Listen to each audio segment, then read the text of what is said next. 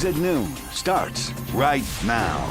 Someone has crossed the line from collector to criminal. San Antonio police trying to track down that group of people who broke into a Northside business overnight, stealing boxes of trading cards and sports memorabilia. The collectibles were stolen from the shops at Loch Hill Selma, that's on the northwest side of Military. They are worth tens of thousands of dollars. Katrina Weber reports the owner says he plans to do anything he can in order to get his property back. Shattered glass was confirmation of what San Antonio police already suspected, that someone had broken into Sports Cards Plus.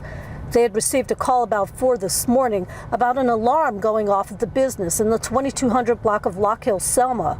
The owner got the call too, then got an eyeful on surveillance cameras. They were scattering and running around. It looks kind of haphazard, but they seem to know what's expensive and what's not. Charlie DiPietro could see 4 men dressed in black ravaging his shop. Grabbing boxes, putting them in bags. They came with some trash bags. He believes the crooks planned to clean him out because they were driving a U-Haul truck, but they suddenly left, taking football and basketball cards as well as other high-end merchandise. Stuff that if they wanted to sell it, they're not going to sell it at the flea market. It's going to be sold on the internet. The owner told us just a week ago someone had tried to get into his business by sawing through this side door. He says there have been other break-ins in the past, though, although this one has been the most costly. The crooks left him with a mess to clean up. It took me 30 years to build it to where it is today. I think they don't care. They're callous individuals. They just don't care. DiPietro says he's looking at beefing up security to protect what he has left. Katrina Weber, KSAT 12 News. New this noon, a 32-year-old man from Elmendorf drowned at Lake Corpus Christi in Mathis while fishing on Saturday morning. According to the San Patricio County Sheriff Oscar Rivera, the man was overcome by water while he was wade fishing, which means he was standing in the water. KIII News in Corpus Christi reporting the man is Larry Wayne Ebner. His 13-year-old son tried to help him out of the water but could not. Divers recovered Ebner's body on Saturday afternoon. The Uvalde Consolidated Independent School District meeting tonight, and one of the topics of discussion will be when that first day of school will be held for students in the district. The board scheduled to meet on Saturday to discuss firing School District Police Chief Pete Arredondo. However, that meeting was canceled on Saturday. The school district released a statement in part saying the meeting to consider the termination of the chief will be held at a later date, which is yet to be determined. So far, the potential firing of Arredondo is not on the agenda tonight. However, community leaders say they want their voices heard over inaction from the school board. Even though the temperatures are staying in the triple digits, summer will soon come to an end for local students. And ahead of the new school year, parents might have some questions about school safety, staffing, or COVID-19. It's a lot to navigate, so we want to help you get you some answers. Right now on KSAT.com, you can tell us what questions do you have for schools officials as kids prepare to go back to school. It is in the Return to Class section of our website. And it's in the Return to Class section of our website that you can scan the QR code on the screen there to go to that page. There you'll find all of our Return to Class coverage to help you prepare for the upcoming school year, also in our Return to Class section. The Biden administration weighing whether to declare monkeypox a public health emergency after the World Health Organization sounded the alarm. Across the globe, there are more than 16,000 reported cases. Here in San Antonio, Metro Health reporting 7 cases. And as of now, there have been no reported deaths from monkeypox in the U.S. ABC's En Nguyen has the latest. Monkeypox, now a global health emergency. The World Health Organization declaring the disease of international concern as cases surge in at least 75 countries. There are many ways to get monkeypox via close interactions with people that are not intimate. It's a stark warning for the U.S. to quickly contain the outbreak as the nation closes in on 3,000 cases, 2 of them children whose cases traced back to men who have sex with men, suggesting household transmission. Will Hutchison was diagnosed with monkeypox 2 weeks ago. I got chills. I had a lot of aches. And I also had a super low grade fever. Along with those symptoms, blisters can also appear on the face, inside the mouth, and on other parts of the body. Not only do they look very scary, but they're very painful too. Most of the cases so far have primarily been seen in men who have sex with men, but health officials stress anyone is at risk of exposure through close contact. The CDC warning that transmission can also occur through contaminated clothing and bedding.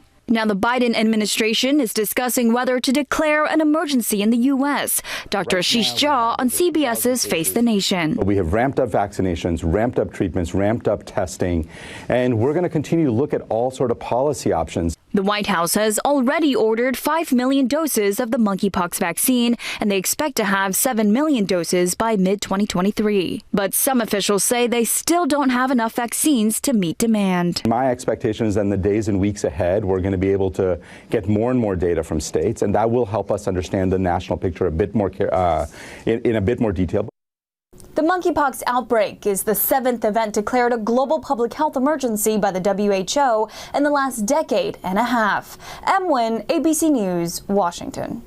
The desperate need for blood continuing here. The South Texas Blood and Tissue Center says it needs type O blood, and it needs it badly. Right now, they have less than 1 day's worth available. Because of the low blood supply, some surgeries are going to have to be postponed. You can help by donating at a community blood drive. There's one taking place right this minute at Santico's West Lakes. That's on Loop 410. It ends at 3 o'clock this afternoon. Via Metro Transit helps thousands of people around Bexar County get from point A to point B. As Max Massey shows us, as gas prices have gone up, so has ridership, and there are big plans on the horizon. I ride the bus for number one reason. I work overnights, and it's safer for me to take the bus. Monica Perez is one of the thousands of people across Bexar County who use VIA, and ridership has recently gone up. It's double digit in 1 month at least. So I know we're 6% for the year, but that includes the earlier months. So we're 6% for the year. President and CEO of VIA tells me historically, when gas prices get to a certain point, more people use public transportation. It happened back in 2012, 2013, and we are seeing it right now. One of the issues, though, is VIA has a lack of drivers. Right now we have a shortage of bus operators. We are short, and we are looking to hire about 160 operators. To address this shortage, VIA is now offering bonuses for bus operators and mechanics. And on top of the Advanced Rapid Transit program set for 2027, VIA is working to make public transportation more direct and easier. So we are going to have service that will run into the airport, right into the terminal area. And so now you can get on a bus down at Brooks or up in Stone Oak and get a direct trip to the airport or from downtown because it travels through downtown. As for Monica, she doesn't understand why more people don't take advantage of these services. You know, we have buses for a reason, and they're not like 40 years ago, 30 years ago, we didn't have Wi-Fi, we didn't have anything like that. So I don't know what would be the real issue of not riding the bus at all. Max Massey, KSAT 12 News. New at noon, the 10th annual Dia de los Muertos festival returning this fall, and you're going to be able to catch all the sights and sounds, even from the comfort of your own home, because this year KSAT 12 is broadcasting the event. San Antonio's largest Dia de los Muertos festival kicks off at Hemisphere Park this October. It's going to be the first year that the huge Dia de los Muertos at Hemisphere will be broadcast, not only here in San Antonio, but across the nation. The event features live music on 4 stages, 50 altars honoring local families and loved ones who have passed on, as well as special events for children, artists, and families. The festival runs from October 29th and through the 30th. Our primetime special is going to be hosted by Alicia Barrera and Stefania Jimenez, and that is going to air on October 30th. Can we get any relief? We're searching for any sort of rain chance in the forecast. We're going to take a look coming up. We're going to tell you this, though. Hot, dry weather. It's dangerous out there, and there are fires happening all over the country. We're going to take a look after the break.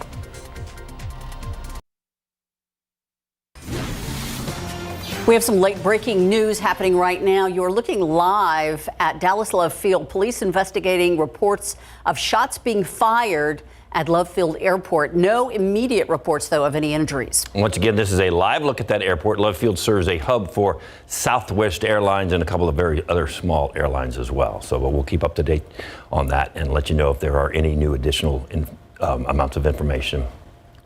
Now to that dangerous heat that's affecting millions across the country. From Texas to Maine, heat alerts in effect this weekend. A state of emergency near Yosemite National Park in California as wildfires rage in that area, threatening homes and forcing many to evacuate. ABC's Rena Roy has the latest. Fast-moving flames moving through Mariposa County, California. This relentless wildfire threatening 2,000 structures near Yosemite National Park. ABC's Alex Brachet is on the ground there. Well, and I see these bulldozers behind us. It looks like they're clearing space. This is the beginning of that fire break that they're starting to put in. So they're trying to remove that flammable material so when the fire backs up to it, that the fire goes out. Governor Gavin Newsom declaring a state of emergency. About 3,800 people evacuated. It was just coming too fast. It was getting bigger and bigger and closer and closer. Fear along the evacuation route as smoke and haze filled the sky. When I looked up, it was just pluming up over. When they tell you to leave, leave. Stubbornness is the worst thing. And if it doesn't kill you, it's going to kill somebody else. The Oak Fire being fueled by a lack of rain in California. Almost 60% of the state is in the second highest level of drought, and the fire itself in the highest level. This is the third wildfire to burn in Mariposa County over the last 2 weeks. And over the weekend across the country, more than 90 million Americans under heat advisories from Texas to Maine. In Boston, the mayor declaring a heat emergency still in effect today. As I'm sitting here sweating, sweat's pouring down. Newark, New Jersey is setting a new record, hitting 100 degrees 5 days in a row. The peak of the heat has now hit the Northeast, multiple cities seeing record high temperatures on Sunday. The region will soon be seeing a bit of relief along with much of the country over the next day or two. Rena Roy, ABC News, New York.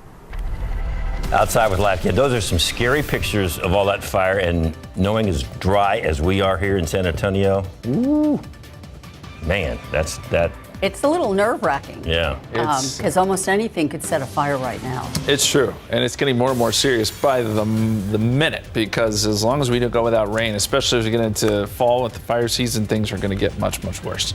The aquifer dropping today 0.4 of a foot to 633.6. In your pollen count, molds are moderate at 730. Coming up, we're going to talk about what flew across the sky last night if you missed that. Plus, how much rain do we need to get out of this drought? Forecasts coming up.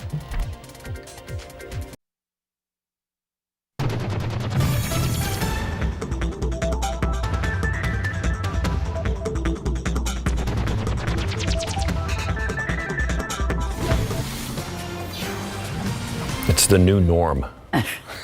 We don't like it. Whatever that is.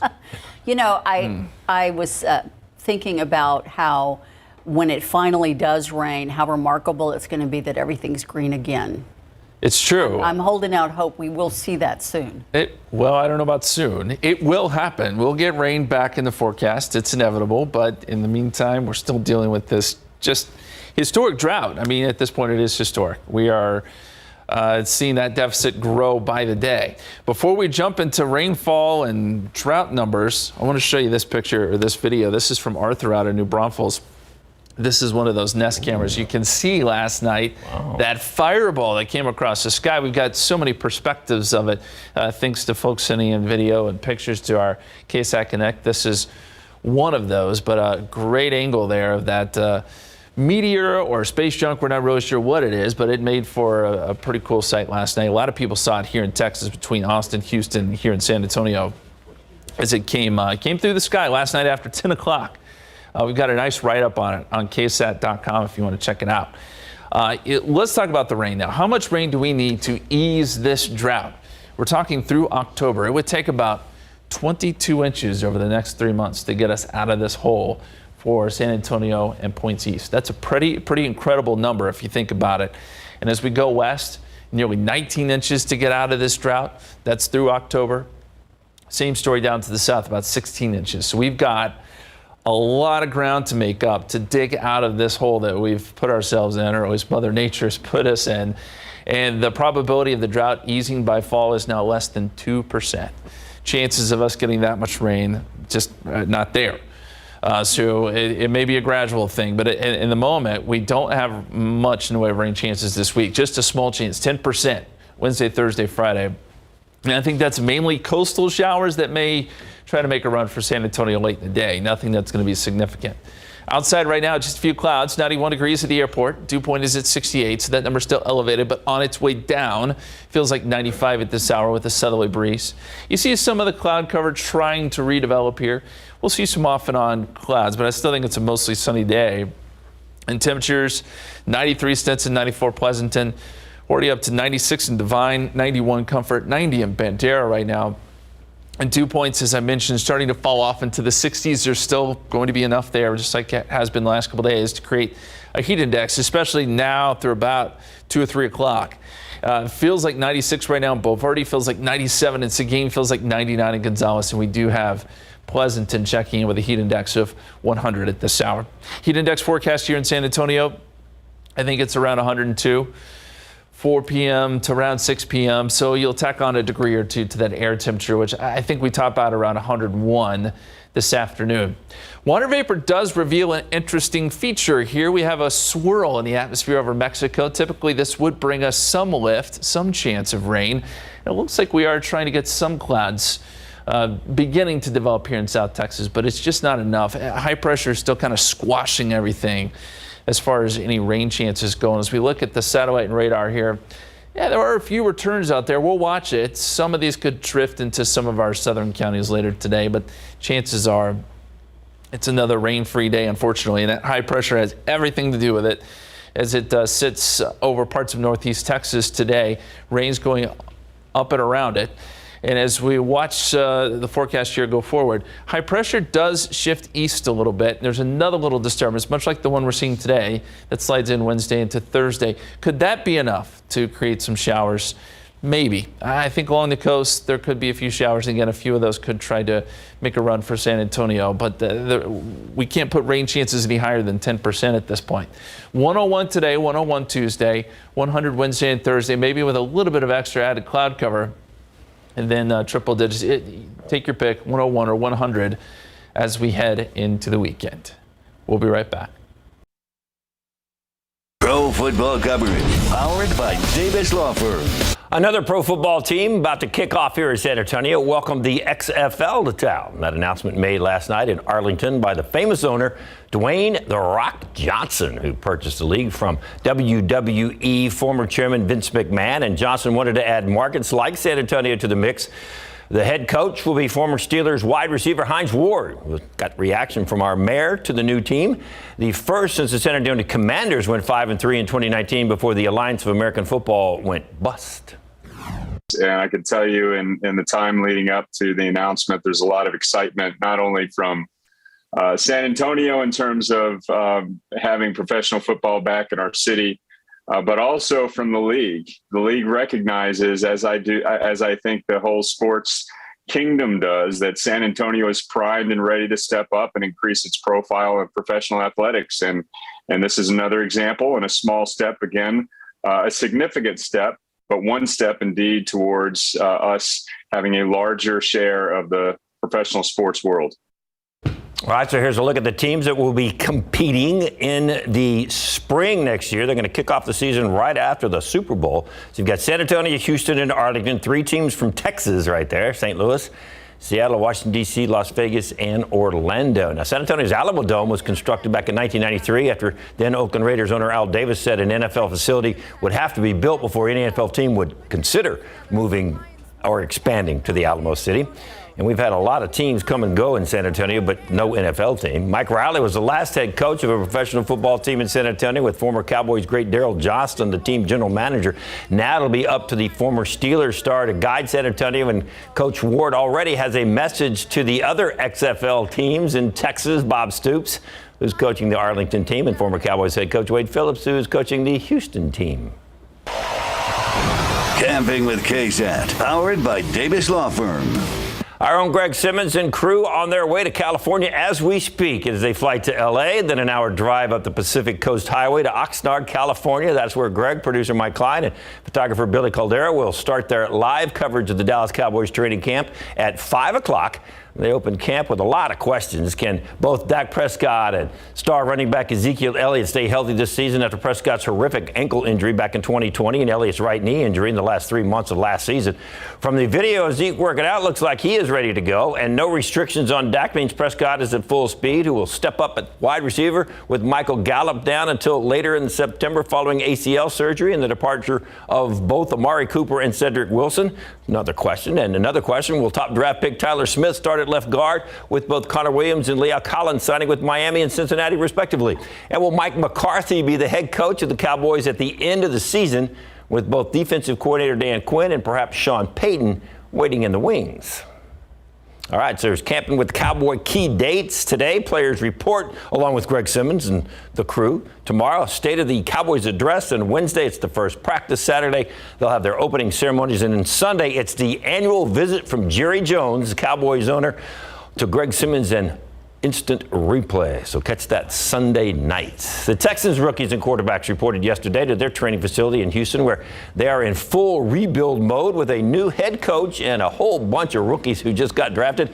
They got a very good chance of starting in their first year in the NFL, and quarterback that is only starting in his second season. Lovie Smith promoted from defensive coordinator to head coach to take over the David Culley, who was fired after just one 4-win season. Davis Mills will try and maintain his growth at the end of the season that kept the Texans from drafting any new quarterbacks. And both first draft picks, LSU defensive back Derek Stingley and junior offensive lineman Kenyon Green out of A&M, are prepared to start in their first year as a pro. Green trying to keep Mills upright, who was sacked 31 times in 13 games, played with 11 starts, but already set back. Major concern for another one of those draft picks, receiver John Mechie, the third out of Alabama, will miss the entire season after he was diagnosed with APL. That's a form of leukemia. He said in a statement that he is receiving great medical care in good spirits. My main focus will be on my health and recovery and cannot wait to come back stronger than ever. Good luck to him. Here's a look at the training camp for the Texans. Tuesday, the veterans report tomorrow. Then Friday, their first practice at 8. Saturday, practice at 8. And Sunday, get a player's day off. Well, after a couple of practices, you know. Hey, the first 2 practices are open to the public. Only 8 Texan practices will be open to the fans during training camp. So pay attention if you want to go out and see them practice. Hey, the San Antonio Spurs unveiled another set of uniforms for the upcoming season. Here they are. There are Nike NBA Statement Edition uniforms. They're going to wear for select games and road games. The jerseys feature patterns inspired by traditional Mexican rape and the new SATX logo in black, white, and silver. The shorts include the new Texas-shaped secondary logo. You can take a closer look at KSAT.com. Yeah. I like them. You like them? Yeah. Okay. Americans are feeling it in their pocketbooks. Rising inflation, it's starting to impact food banks. This comes as food bank demand is skyrocketing. How the issues are colliding in communities across the nation, still ahead. And the hellacious heat leading to alerts in several states. However, relief is on the way for some. Details coming up after the break. From superfoods to supplements, there are so many products that promise to boost your brain power. And who doesn't want that, David? Brain power? Yeah. We all need some brain power. But between all the claims, which products really work? Coming up today at 5, we're going to share what you may want to try and what you're better off avoiding. It's a 12 on your side report, and it is today at the news, on the news at 5. Know what? The brutal heat that's bearing down on the United States shows no sign of letting up. More than 60 million people right now are under a heat alert today. That includes much of the Northeast, Central Plains, and Pacific Northwest. For folks in the Northeast, things are expected to cool off tomorrow thanks to a cold front and some storms. Lucky them. Quite a different story in the Central Plains, though. The temperature expected to be well into the 90s through at least the middle of the week. The Pacific Northwest could be dealing with it even longer. The temps expected to build through the week, 10 to 20 degrees above normal, at least till Friday. All right, let's take you outside, live cam, and we're looking at I-37 and Salado Creek. There's an accident there. You can see traffic is barely moving. Now, this is not the same accident that had traffic backed up earlier today. There was a car fire there earlier this morning on GMSA. This is totally different. It's just a different one. It's a new one. So be careful. But the weather is kind of the same old one. Pretty much. Yeah, we're just putting it on repeat these days. Temperatures across the state right now really starting to warm up across northeast Texas. That's where that ridge is centered. So look at Wichita Falls, 99 degrees there, 97 Texarkana, 96 in Dallas. There will be triple digits all over the place here across Texas today. As we zoom out, one thing to point out here is that Phoenix and Las Vegas are sitting at 90 and 91 respectively. It is going to be hotter here and across much of Texas than it is in Phoenix and Las Vegas today. They're actually going to cool down, have some showers in the forecast. Color me jealous. I would love to get some rain showers back in the forecast, but it's not there. It's not in the cards, at least anytime soon. And we're going to continue to see these really hot temperatures. In fact, we will be one of the hottest places in the country. 101 in San Antonio today, 102 Dallas, 102 Oklahoma City. That's the corridor of heat, even though there are some heat advisories posted still for parts of the East Coast and West Coast too. Portland up around 96 today. Hot for them. 100-degree days this year, 45 now. We just keep adding to the list, working our way up towards that second place spot of 57 back in 2011. Coming up in just a little bit, we'll do a bit of a comparison to 2011 and show you just how far ahead of schedule we are. 101 the forecast high today here in town. 102 Castroville. You'll see some 90s in the hill country, guys. Thanks, Justin. As prices for essentials like groceries, rent, medication skyrocket, millions of Americans have turned to food banks for relief, and that includes folks right here in San Antonio. But now those life-saving resources are facing critical shortages. CNN's Gabe Cohen has more. Thank you so much. You're welcome. Jean Vaccarino has turned to food banks after months of choosing between groceries and her heart medicine. I will probably be homeless by next year because of the rent has tripled. She says she's been living on disability for the past few years, making it harder to make ends meet. I can't buy clothes. I can't buy for my grandchildren. You can't buy anything. You know, it's day to day, and you just hope and pray for the best. With rising inflation, the average American is spending nearly $500 more per month, including $78 more on food, toughest for those living paycheck to paycheck. In a June poll, 60% of lower-income households said grocery prices were a major problem. So millions are turning to food banks for help. Some pantries say they're serving 50% more people than a year ago. Long lines in Phoenix mirror the worst days of the pandemic. In San Antonio, 1/3 of these people are here for the first time. These are families that are working, but they are just not making enough to put food on the table at the end of the day. Sometimes it's stressful and a struggle. Jessica Yingling works at a nursing home, but she and her son still need this Maryland pantry. Everything's more expensive and you're making the same amount that you were making before. Bill Murphy is picking up meals for veterans. It'll mean survival, bottom line.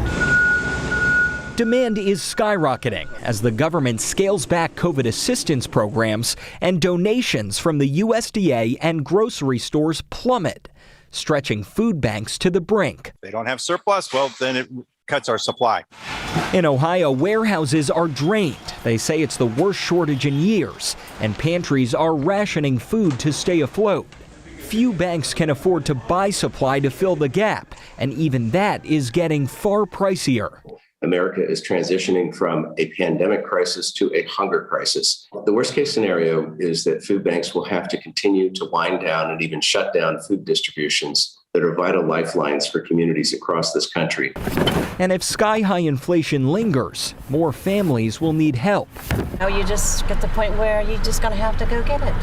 Janet Murray is raising her grandson, and for the first time, this free food is critical. I guess more of it's going to be coming to the food banks. It's sad, it really is, but what are you going to do? Once again, that was CNN's Gabe Cohen reporting. Now, you saw San Antonio Food Bank CEO Eric Cooper in that piece talking about his situation here in San Antonio. He says the organization is now seeing 100,000 people looking for help each week. And to put that into perspective, during the pandemic shutdown, the food bank served 120,000 people a week. You can help. The food bank needs volunteers. Give them a call or log on to safoodbank.org. We also have that link on KSAT.com. Ghislaine Maxwell now serving out her prison sentence, but she's doing it in Florida. She has been transferred to the Tallahassee Federal Correctional Institution, a low-security federal prison. You're going to recall that Maxwell was sentenced to 20 years last month for helping Jeffrey Epstein groom and sexually abuse young girls. Epstein is the disgraced New York financier, who moved in with powerful circles with relationships to Britain's Prince Andrew, as well as former presidents Donald Trump and Bill Clinton. He died in a Manhattan prison while he was awaiting trial. Today, Pope Francis is in Canada, where he's scheduled to go to a small Alberta prairie town to deliver a historic apology. He'll apologize for abuses and cultural repression of Indigenous children at Catholic-run residential schools across Canada in the 19th and 20th centuries. The Canadian government coordinated the schools in a policy to weaken Indigenous people's identity and resistance to land grabs. Catholics ran most of the schools and Protestants operated others. Thousands of school survivors and their supporters are expected at the ceremony. Francis arrived yesterday in Edmonton for a week-long trip. Now to the war in Ukraine and new accusations of Russia abducting and then relocating thousands of Ukrainian children. This comes after Russian strikes on a strategic port city. ABC's Ian Pannell has more about what happened just hours after agreeing to a new deal to allow grain exports from there. Alarming reports of Russian kidnapping. Ukraine's ambassador to the U.S. claiming hundreds of thousands of Ukrainians, including children, are being forcefully deported to Russia. This is a brutal violation not only of international law, but of a common decency. How can you steal our children and try to hide them somewhere in Russia? Ukrainian and American officials have been warning of the displacements for months and have called on Russia to halt the deportations, citing war crimes. First, Russia makes orphans, and then it steals those orphans. Ukrainian kids being stolen and taken and given to Russian families, potentially never to be found by their families again. Russia's countered, claiming these are evacuations from dangerous regions and that the children are traveling voluntarily. A Russian strike southeast of Kharkiv. 4 injured, 3 people still under the rubble as emergency services race to the rescue. Over the weekend, Russia attacking the strategic port city of Odessa. Videos circulating online showing the moment the port was struck. The Russian attack coming just a day after Ukraine and Russia signed a major UN deal to reopen the port and restart grain exports as global food supply fears mount. And we're learning more about the 2 Americans killed in Ukraine, now identified as Luke Luzishin and Brian Young. Both died fighting in a Ukrainian unit in the Donbass region as the critical battle for the East rages. He did not make it sound like it was going good for the Ukrainians. He's a hero. Words can't express how sad we are, of course, but we are extremely proud of him, and we do have lots of words to say about that. The front lines have been fairly static for some time now in most of the country, and the American HIMARS, these mobile rocket launchers, seem to explain some of that. We're hearing them being launched repeatedly around here, and they're targeting ammunition and logistics stores, and for now, they seem to be stalling Russia's advance. Ian Pannell, ABC News in Kharkiv.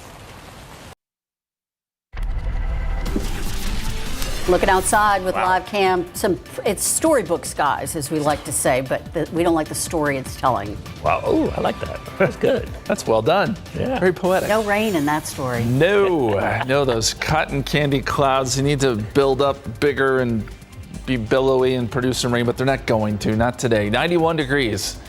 So far today, 78 was the low this morning, above average. Will be above average again today. The record is 104 set back in 1954. Thankfully, no records today. We will stay just below that threshold. What about rain chances? There are some small chances ahead. We'll take a look coming up.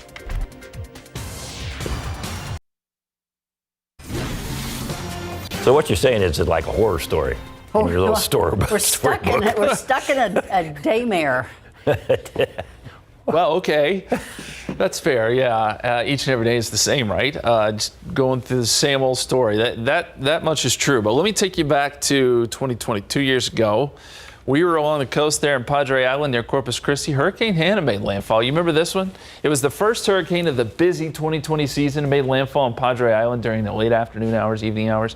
But I think the bigger story was it moved southwest towards the valley and dropped like 15 inches of rain, caused some significant flooding down there. In fact, a lot of issues.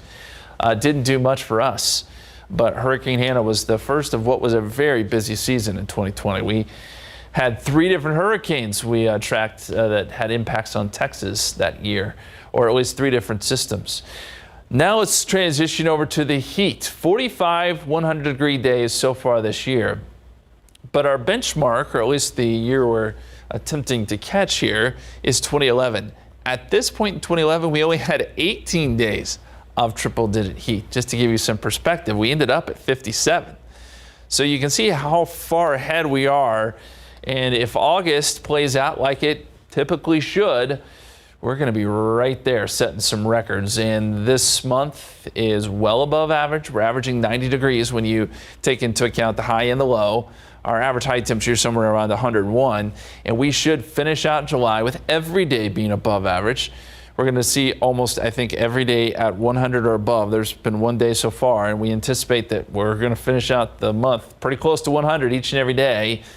So it'll be, again, the hottest July on record, following the hottest May and hottest June on record.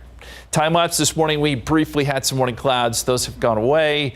Now we're just seeing some puffy cumulus here and there. 91 degrees at the airport, southerly winds at about 11 miles per hour. Temperatures in the 90s for the most part. 97 Pleasanton, one of the hot spots. 91 Kerrville, 90 in Del Rio. A lot of 90s here in Bexar County. 93 at Stinson.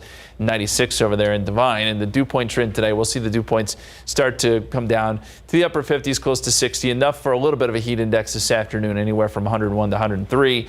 And then just like they have the last several weeks, the dew points climb as we get into the evening hours on some southerly winds. There is a heat index, feels like 98 in Helotes, feels like 99 in New Braunfels, so we're already climbing up close to that 100-degree mark when it comes to the heat index. Water vapor imagery showing that we do have that low I was talking about earlier spinning out over Mexico. Is trying to throw some energy in our direction, but not a whole lot of success because we have our ridge of high pressure in the upper levels sitting over top of it and just kind of keeping everything at bay here. So a few clouds, yes, but we're not seeing any rain. It's possible there could be a shower or two across deep South Texas a little bit later this afternoon. But the ridge really is in control and everything's moving up and around it. Some severe weather for parts of the East Coast today. Places that saw record high temperatures now going to get a cool down thanks to a front, but they'll also get some storms along with that. And then as we look at the precipitation potential over the next 7 days, this just feels kind of cruel to me. I mean, you look at it and there's just a big hole over Texas.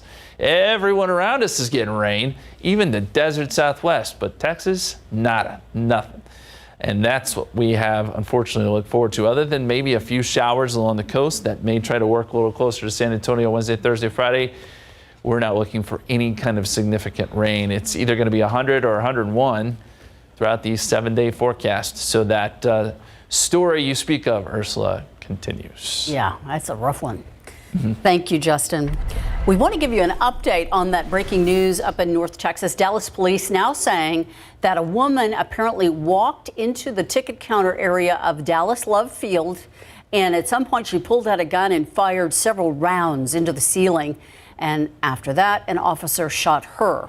She was transported to the hospital. No one else was hurt. It's still not clear why she started shooting, but we will keep you up to date on any new developments from Dallas Love Field.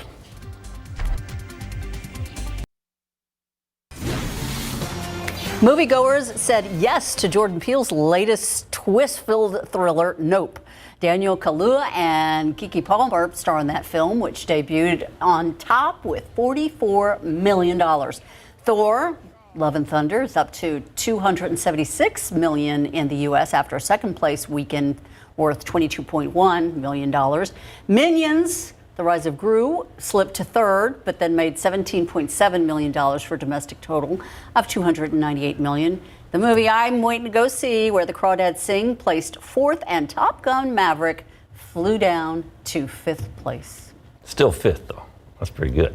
Hey, money-saving tips, burgers and beer. What could be wrong with Monday. that, Chef? What else do you expect? Hey, yeah, I mean, can you get any better than that? Saving you a little bit of money, and we're going to eat, and we're going to drink. That's right. Chef John J. Meyer from the Best Little Food House in Texas is here with some of his signature dishes, including this one. Take a look at that. You are never going to believe what's inside it. I'll tell you what's inside, but it's a surprise. Wow, what a tease. Okay, but that's going to go really good with a beer. And Jim Hansen, owner of Second Bitch Beer Company, is here. What are we drinking here today? This is our Backyard Boogie, our Mexican-style lager, which is just a fantastic South Texas favorite. Yeah, pretty good. That's tasty. Thank you. That's the new one. Goes great with guac and chips, but also 4 other beers. A lot of prize winners here, all local as well. All right, and Java Jen takes you to Me Latte, a mobile Java trailer serving up iced and hot sips. Okay, been to the grocery lately? Yeah, it costs a fortune. We have got some great tips if you are getting ready to go to the grocery store to check out what's in your pantry, getting ready to cook a meal, something like that. Yeah, some things we were both going to like, oh, wow, this is great. Yeah. All right, and of course, we want to know what tips you have for saving money around town. Well, but you know what the best tip is? When you go to the grocery, don't go hungry.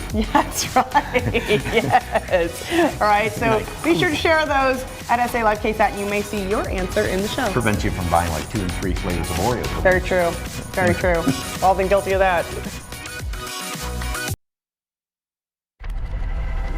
The music festival Lollapalooza is back in Chicago this weekend, and if you can't make it and still don't want to miss out, Hulu is going to stream select acts from the festival. So instead of sweating profusely in Grant Park, you can just sit on your couch in air conditioning and watch the fun from home. The streaming experience begins Thursday, July 28th, and it goes until Sunday, July 31st. You can check out the details on KSAT.com.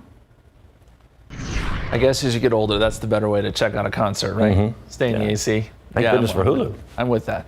101 today. We're 94 right now, and basically we're going to see the same thing each and every day. Maybe some added cloud cover Wednesday, Thursday, Friday with an outside chance of a shower, guys. Historically bad forecast. Thank you. We like food, we like drink, but I think some money-saving tips these days is also that something we're very interested in. That would be helpful about Yep. now. And we'll hear them now. SA Live starts right now. Today on SA Live with back to school shopping, you don't have to break the bank. We're going to show you a cool consignment shop where you can find incredibly cool gifts and really rare items. Today on SA Live, we take you to a local coffee trailer, Me Latte, for some refreshing summer seasonal drinks.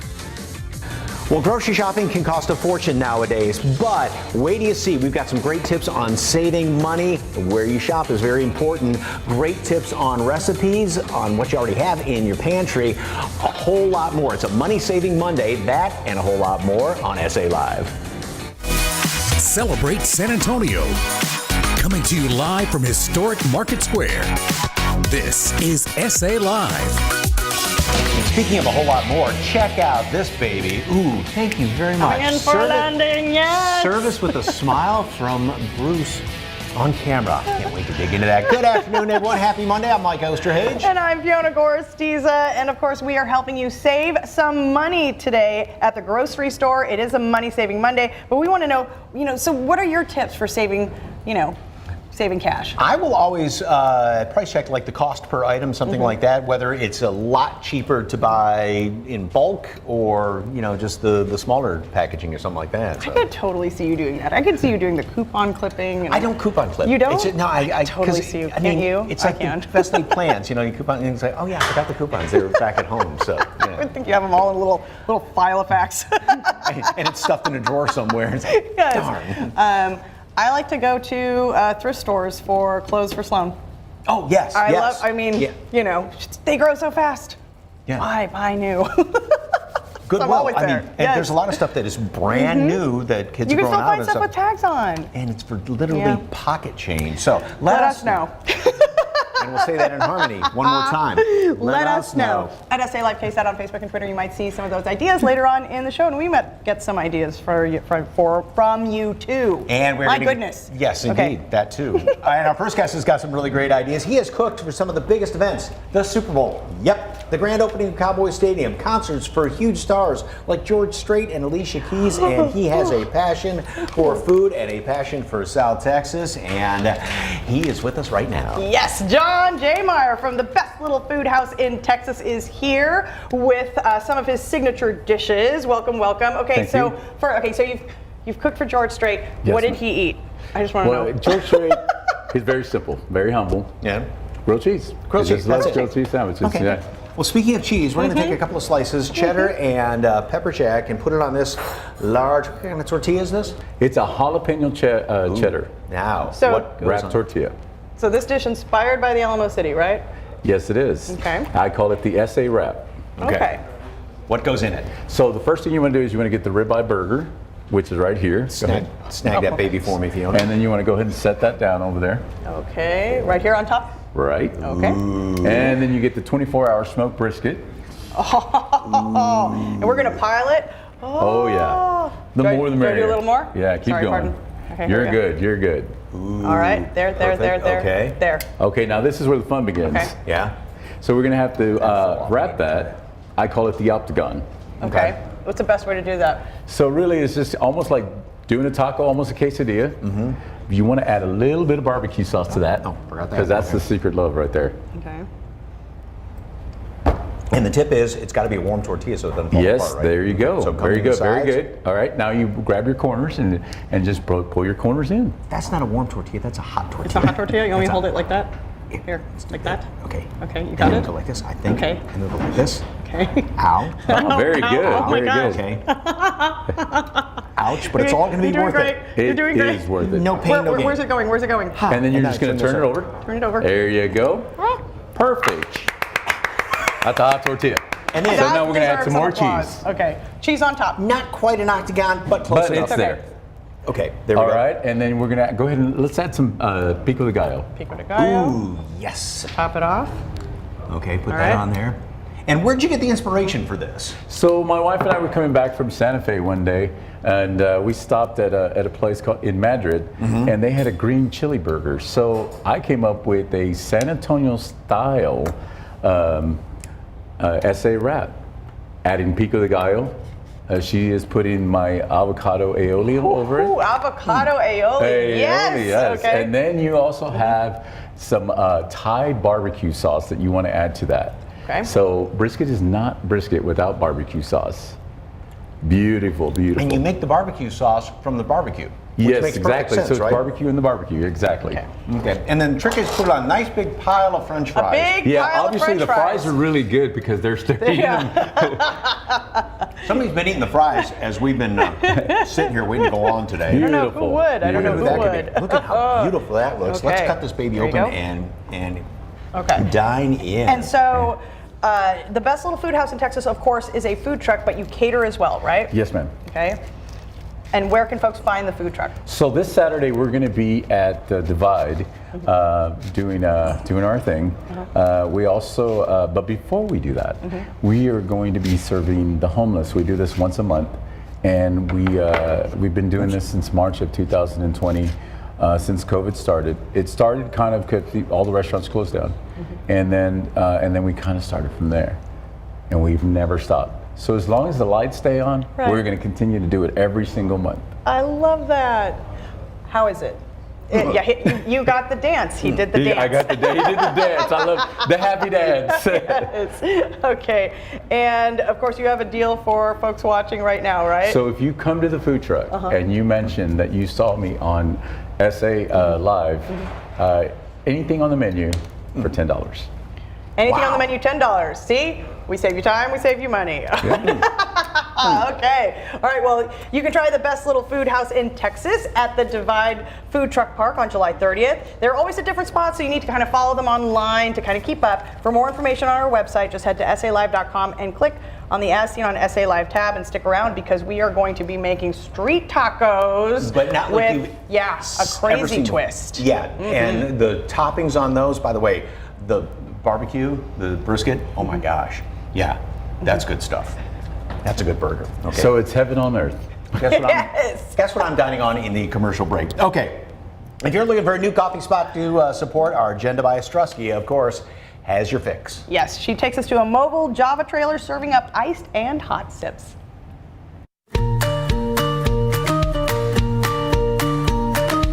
Today we get a sample of the menu at Mi Latte. There's 2 coffee trailers in town, one off Blanco, one off Babcock. Right now they have some seasonal options that are refreshing, colorful, and well, let's go give them a try. I love coffee, yeah. That's why I do it, yeah. Lázaro Santos is the owner of Mi Latte, bringing his love for coffee to San Antonio. I started with one, right? It was during the pandemic. So I came here like 3 years ago to San Antonio. I'm from Mexico, and it was always my idea. So I opened a coffee shop first in Mexico in 2018. I arrived here in 2019 with the same idea to open like a coffee trailer. From drip coffee to lattes, and of course they have some seasonal recipes too. So it's like family recipes, my wife ideas too, mine, and yeah. Today we get a sample of the hot weather favorites. First up, the berry matcha. This includes fresh strawberry puree, your choice of milk, and it's topped with matcha, adding a perfect combo of color. Next, the frescas con crema. The fresas con crema, it was just like it's like a popular dessert in Mexico, but we just make it as a drink. So we're just for the like a refresher as this summer. Another favorite is the iced horchata. So I told them to make you the iced horchata because it's they always like people like it a lot, like as kind of our most other drinks here. Yum. They also have a red velvet latte, hot or iced. And as the seasons change, so do the drinks. You can keep up with them on social media, where they are getting lots of love from their customers. It's making me feel a lot like good, because like when people like tell us good things about our business, because that's what we're looking for, you know, and it's give you that extra punch to keep going, you know, because it's small business and it's always struggling and all of that, but make us feel like we're on the right place, you know.